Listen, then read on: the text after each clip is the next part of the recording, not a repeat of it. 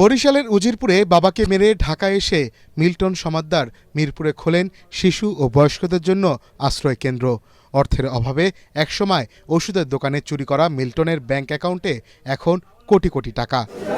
মৃত মানুষের সনদ জালিয়াতির মামলায় রিমান্ডে ডিবি জিজ্ঞাসাবাদে মিল্টন জানান, সামাজিক যোগাযোগ মাধ্যমে অনুদানের লোভে তিনি ৯ শতাধিক মরদেহ দাফনের কথা বলতেন।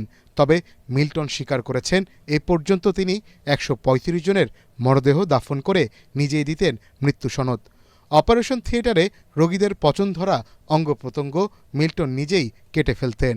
এতে তিনি এক ধরনের আনন্দ পেতেন বলে জিজ্ঞাসাবাদে মিল্টন ডিবিকে জানিয়েছে। তার আশ্রমের টর্চার সেলে অটিজম শিশুসহ স্বজনদেরও অমানবিক নির্যাতনের প্রমাণ পাওয়া গেছে বলে জানান ডিবি প্রধান। শরীর নিস্তেজ না হওয়া পর্যন্ত নির্যাতন করতেন তিনি।